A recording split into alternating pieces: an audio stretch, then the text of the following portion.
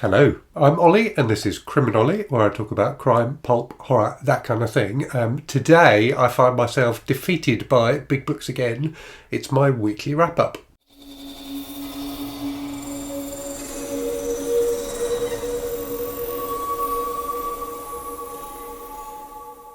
So 2 weeks ago, I embarked on this Read What You Own challenge where I'm reading 100 books I already own before buying any new ones. And since then, my throughput of books has dropped dramatically. So I clearly chose a bad time to start that challenge because normally I can read kind of 4 or 5 books a week. But I had a couple of very big books that I just started when I started that challenge. And so for the second week in a row, I've only finished 2 books this week. So I will talk about what those books are. I'll talk about what I'm reading at the moment. I'll talk about some channel stuff, and I'll talk a little bit more about the Read What You Own challenge as well, because there's been a new development in that. So in terms of the books I finished this week then, so the first one was a short book that I picked up because I wanted to read some extreme horror for a video I've filmed, which is going up tomorrow. So that book was Sick Bastards by Matt Shaw. If you follow the channel closely, you'll have seen that I've already put up a review of this, so that went up on Thursday. I did not enjoy this book very much. So it's kind of set in a post-apocalyptic future where there's this family who do all sorts of unspeakable things to each other and other people. So yeah, it wasn't a very pleasant book, and also it wasn't a very good book, more importantly. So I finished that. I also finished this beast of a book, which technically I think is 12 or 13 books, but I've read it as one. So that is Death Note, the all-in-one edition, which is by Tsugumi Oba, with art by Takeshi Obata.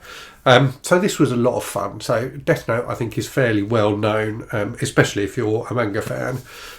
So the basic premise is that there's kind of this demon world which can interact to an extent with the human world. And these demons have these books which are called Death Notes, where if you write someone's name in the book, they will die of a heart attack. And you can also add other details, so they die in a particular way. And the book really is about this young Japanese guy who gets hold of one of these Death Note books, what he does with it and how he tries to change society with it. And it's kind of a detective story as well, so it ends up really being a battle of wits between him and the forces of not necessarily good, I suppose, but the forces of law and order that are trying to stop him, and in particular a young detective. So it's very long. It's 2,400 pages long. But it was very entertaining. I will be doing a review of this, which will go up probably this coming Thursday. And I'll be talking in that both about the story and what I thought of that, but also about the physical book. As you can see, it stood up pretty well to being read. I wasn't sure what state it was going to be in when I'd finished it, and I wasn't sure indeed if all the pages would still be in it, but actually it's held up remarkably well. So yeah, I will talk a bit more about that on Thursday. In terms of what I'm reading at the moment then, so I'm continuing to read Drood by Dan Simmons, which was very kindly sent to me by a subscriber, Rick Croucher. So this is excellent. It took me a little while to get into it. The first half is quite slow, and it's been an incredibly busy week at work as well, and I've just been exhausted at the end of the day, and I haven't got in as much reading as I normally do. But I've sat down this morning with it, and I've read about 200 pages this morning. I'm flying through it now, and it's just fantastically inventive and gripping and interesting. So it's about the friendship between Charles Dickens and Wilkie Collins, and in particular this mysterious figure Drood, who is kind of lurking in the background throughout the book. Really mysterious, really interesting, quite creepy at times. So yeah, I'm really, really enjoying it, and I will do a review of this when I've finished it, and I hope to finish it this weekend. So the review will probably go up week after next.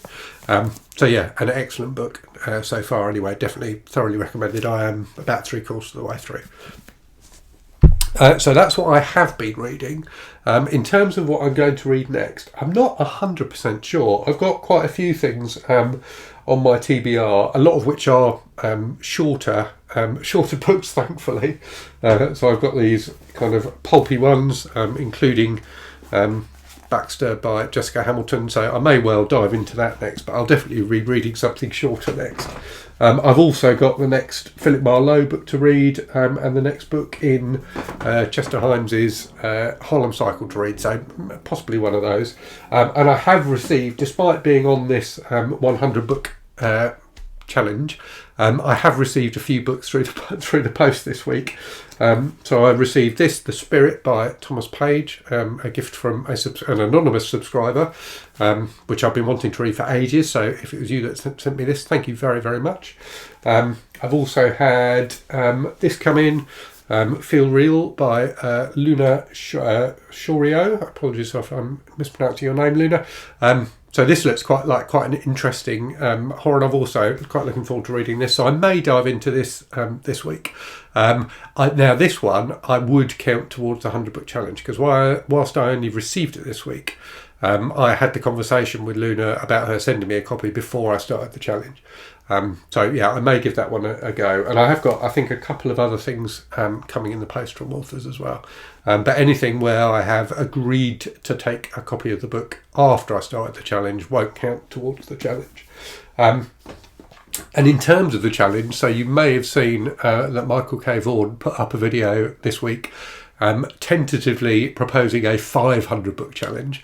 So you remember the Read What You Own challenge has four tiers, or you can choose to read a different number of books, but the 4 tiers are bronze, which is 25 books, silver, which is 50 books, gold, which is 75 books, and platinum, which is what I'm doing, which is 100 books. So Michael has proposed a 500 book challenge, which I think would be, I think we would make that the unobtainium tier. And he's made some really good points in his video about it. So I am mulling over whether or not that is something I would actually want to commit to trying to do. It does seem a ludicrous amount of books, and as Michael pointed out in his video, it's the sort of level of challenge that requires kind of a lifestyle change. And the main thing I'm kind of debating with it is what the impact would be on the channel. Because whilst I'm confident I can get through 100 books in a few months, and I've got all the books already lined up that I need to for projects I'm doing for the channel and things like that, if I were to up that to 500 books, I think I would reasonably quickly run into difficulties in terms of being able to do things I want to do on the channel without buying the books. So that's the main thing holding me back from that at the moment, but I will continue to think about it. There's a couple of other people, David Wiley and Greg from Another Bibliophile Reads, who have kind of tentatively thrown their hats into the ring, as well as people who will possibly do that challenge. So yeah, we'll see. I still haven't made my mind up on that. In terms of stuff on my channel then, so in the last week or so I did a video on some horror zines I got sent, Midnight Magazine and Midnight Tales, both of which I really enjoyed. I did, as I've said, a review of Sick Bastards by Matt Shaw. I also did a review of Cows by Matthew Stokoe. And I did the End of the Air tag on Tuesday, and an unboxing video for the Abominable Book Club subscription box. And it's felt like a very horror-ish week this week in terms of content on the channel. So if you're more a crime fan or indeed a fan of other forms of fiction, apologies if it's felt a bit horror-heavy this week. As I said earlier, I've got a video going up tomorrow, which will be it's kind of a mix of a review of the film Terrifier 2 and my kind of musings on the difference between on-screen violence and violence on the page. And I think that will kind of, I've fallen down a bit of a rabbit hole in terms of horror stuff recently, and have found it quite interesting. But I think that video will kind of draw the line under that, and we'll go back to something a bit more like normal service on the channel, whatever normal service on this channel is. So that's coming up tomorrow. And then I've got a tag I'm going to do on Tuesday, the Evolution of a Reader tag. And as I said, I'll do a review of Death Note. And also in my Carry On Screaming series, where I'm talking about kind of British horror novels from the 70s, 80s, 90s, I'll be covering The Fog by James Herbert this week as well, I think. So that's what's coming up on the channel. And a few thoughts from me on this Unobtainium 500 book challenge. We'll see where my mind ends up on that. Okay, time for a random book from the shelf. So this is the kind of book I'll definitely need to be reading if I do the 500 book challenge. This is Elevation by Stephen King, which is very slim. I think it's technically a novella. It is, and it's even slimmer than it looks, because as publishers often do with books like this, they've actually put the beginning of another book at the end of it. So they put the beginning of his novel, The Institute, at the end. So the actual book is only 132 pages, and 132 pages with big margins and big spacing between the lines. So this is definitely a book I will read for the 100 book challenge, or potentially the 500 book challenge. Yeah, and I quite want to read it anyway. It did get slightly mixed reviews, I think, when it came out, but I figure it'll be a quick read. So I shall give that a go in my effort to catch up with Stephen King. So I've fallen a bit behind in my reading of his work recently. So yeah, that's today's random book from the shelves. So I hope you found that interesting. Let me know what you've been reading this week. Let me know if you've read any of the books I talked about. I'm really interested in manga recommendations at the moment. I really enjoyed Death Note. Obviously, I can't buy any manga at the moment, but when I do come out of the 100 book challenge, I'm definitely going to explore it a bit more.